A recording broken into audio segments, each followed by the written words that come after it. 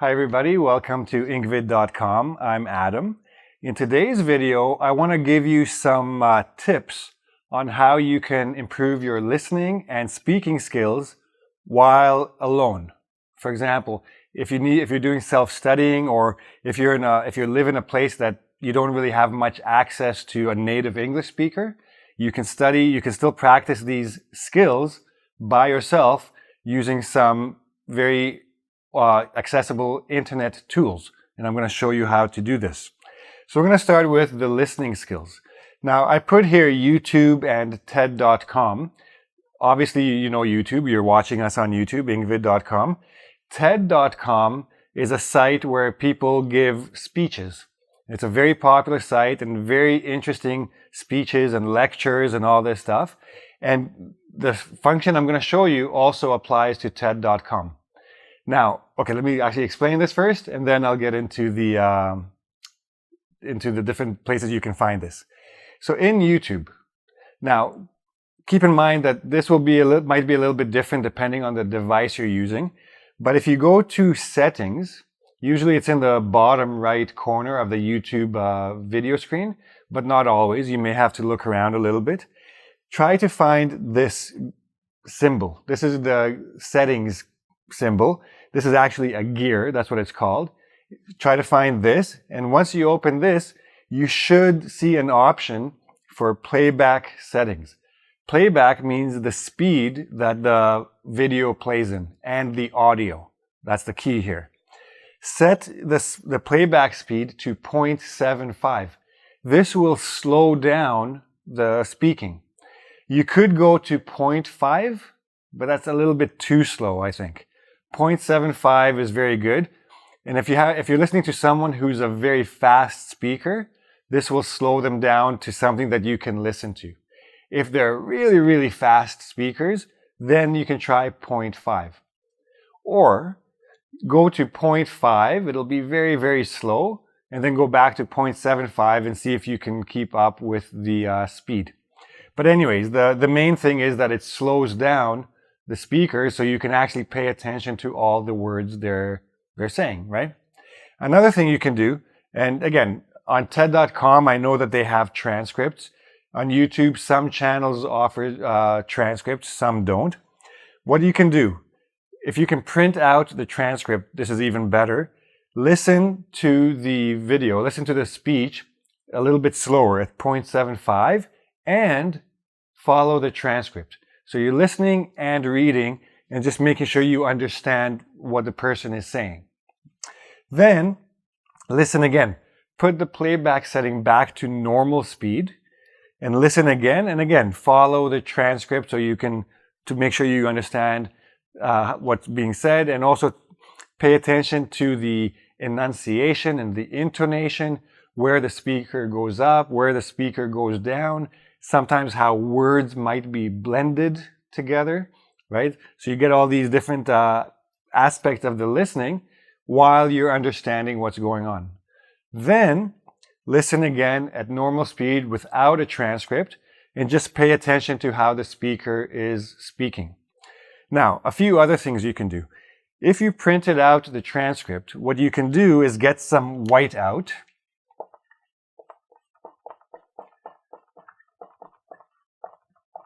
Now, whiteout is this like white tape, or even sometimes it's a liquid. For example, if you're writing something and you made a mistake, you need to clear it and write on top of it. You put that white stuff on. That is called whiteout.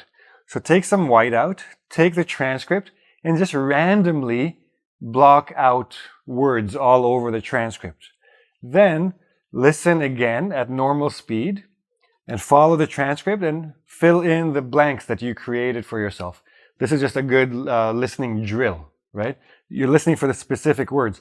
Now, if you're going to be taking the IELTS, especially the IELTS, the TOEFL not as much.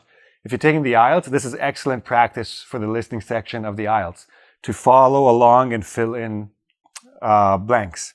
Now, once you get comfortable with this, go to YouTube and start looking for all kinds of different listening things, especially like sitcoms.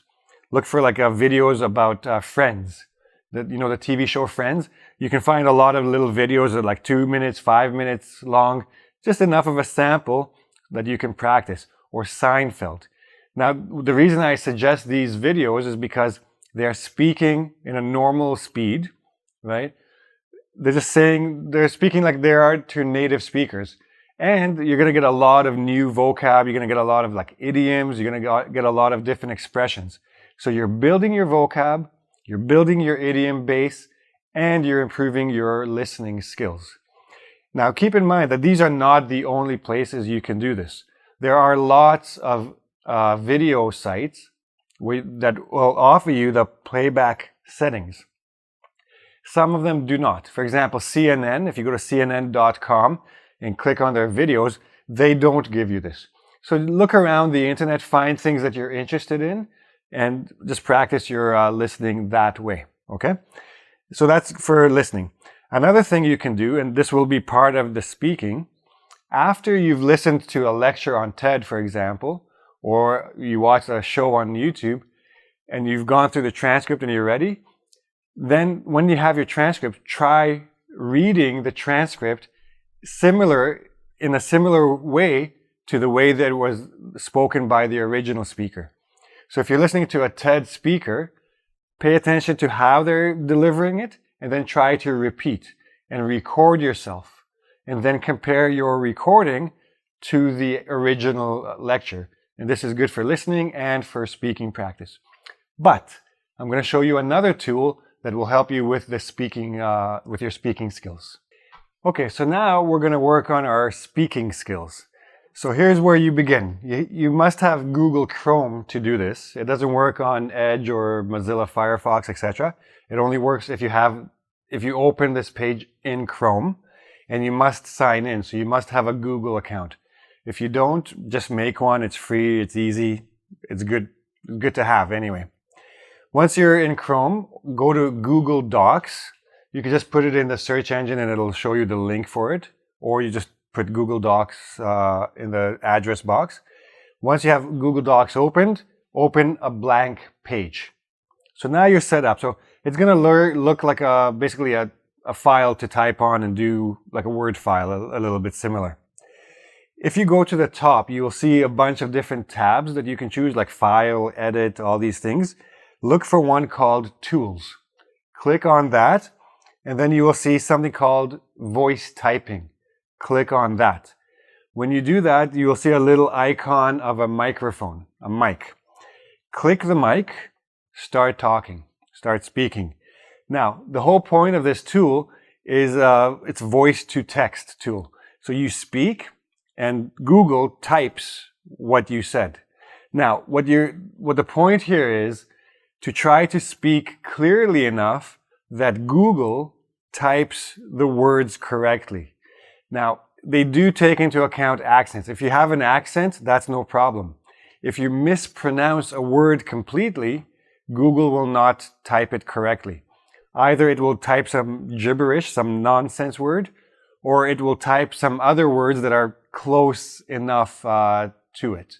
So for example, one time I said retreat, and I said this word, retreat, and what did Google type? It typed red meat. So it's not perfect, but again, if you're by yourself and this is the only way you have to practice, then this is a very good tool. Now, a couple of things to keep in mind. Google's AI, artificial intelligence, is actually pretty smart, and it will help you a little bit. It will put some words in correctly just because of the context. So basically, Google knows which word should go next, even if you didn't necessarily pronounce it correctly. If you pronounce it close enough, it fits the context, it will fill it in for you. But overall, the key here is to try to get as many words correct as you can. So what you can do is just take a paragraph from an essay or from a magazine or a newspaper and just read it out loud and see how many words Google types correctly. Okay? Another thing you can do is you can combine the listening skills we talked about and the speaking. So watch a little piece of TV show or a lecture, or just come to Engvid.com and just take one of our lessons and try to take this lesson even. Just try to take the transcript, and all Engvid videos have transcripts. You can get all of the transcripts for the videos. Just take a piece of that and then speak it into the voice typing application, the tool, and see if you can repeat saying what we said, or what TED.com lecturer said, or what some other channel said. And that way you're getting your listening and your speaking practice in one. Now, a couple of other notes. All of this can change at any time. These are all free tools. Google can change their systems at any time. TED can change. YouTube can change. Keep in mind, all of this applies today. But once the tools are available, they generally don't disappear. They just change how you access them. Just look for the playback. Look for the voice to text. So this is called voice typing, but the actual tool is this, and you can find it on Google Docs. There are actually a lot of applications on your phone that will do the same thing. Just look for them, and you can do this on your phone at any time and record yourself on your phone, type what you have to say. The more you do it, the better you get. And also keep in mind, the more people go onto these applications or Google Docs to do this, the better Google Docs becomes. The better the applications become, because they're learning from you and you're also practicing yourself. So over time, these tools will get better, you will get better, and everybody benefits. Now, and this is again, if you have access to native speakers, that's your best option.